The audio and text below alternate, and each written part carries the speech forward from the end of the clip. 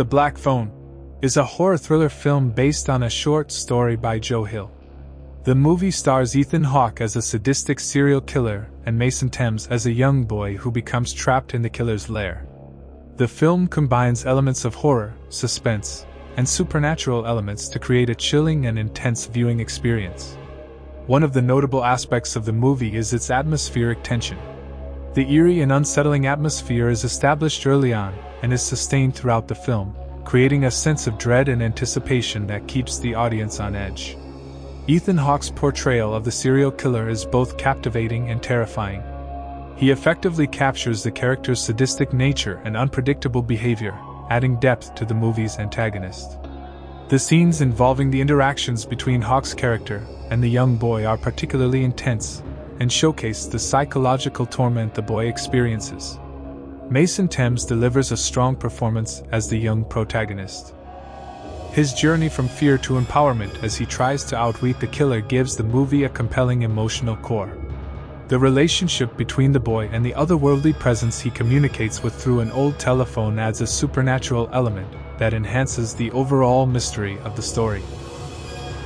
In 1978, a Denver suburb is plagued by a serial child abductor known as the Grabber.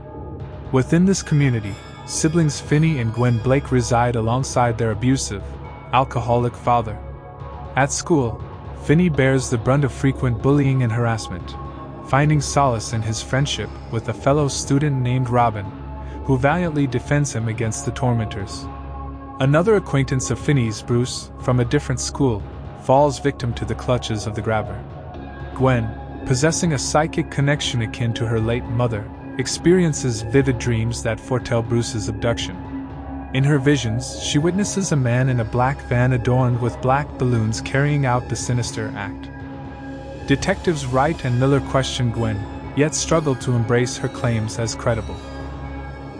The sinister saga continues as the Grabber captures both Robin and Finney, leaving the latter confined in a soundproof basement. Within the confines of this grim space, a disconnected black rotary phone hangs on the wall, with the Grabber asserting its non-functionality. However, a curious turn of events has Finney answering a ringing phone, only to be met by the spectral presence of Bruce. Hauntingly, Bruce's memories are fragmented, leaving him unaware of his own name or past identity.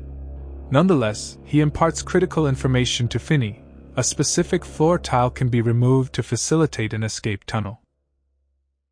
Efforts by the police to locate Finney yield no success. The abductor provides sustenance and leaves the basement door unlocked. As Finney plans his covert escape, he encounters another captive boy named Billy, who converses with him over the phone. Billy unveils the sinister game orchestrated by the Grabber, revealing that danger awaits Finney if he attempts to flee. Armed with advice from Billy, Finney employs a cord discovered by his fellow captive to aid his departure through a basement window. Tragically, during his escape attempt, Finney inadvertently damages the window's bars, rendering it impossible for him to retrace his steps. Meanwhile, Gwen's clairvoyant dreams extend to Billy's abduction, compelling her to share her concerns with her father. Wright and Miller engage in conversation with a peculiar individual named Max, who is currently staying in the vicinity with his sibling. Unveiling a startling truth, it becomes apparent that Finney is being held captive within Max's basement, a fact of which Max remains oblivious. Shockingly, it emerges that Max's brother is none other than the sinister figure known as the Grabber. Following an intense and fraught exchange with the Grabber, during which he subjects Finney to a test of his veracity, the Grabber gives the impression that he might have released Finney. Meanwhile, Finney establishes contact with another of the Grabber's victims, Griffin, through a telephone call. Griffin imparts to Finney a combination to unlock a lock, while also divulging that the Grabber has succumbed to slumber upstairs. Exploiting the opportunity, Finney stealthily ascends the stairs, successfully unlocking the door. However, his flight is thwarted by the vigilant watchdog of the Grabber, who detects Finney's escape attempt. Although Finney manages to flee briefly down the street, he ultimately falls back into the clutches of his captor. Amidst desolation brought about by his unsuccessful bid for freedom, Finney answers another call, this time from a former victim named Vance, a punk who once instilled fear in Finney. Vance discloses to Finney the existence of an adjoining storage space accessible through a hole in the wall.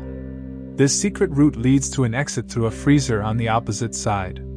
Armed with this knowledge, Finney employs a toilet tank cover to create an opening, enabling him to enter the freezer.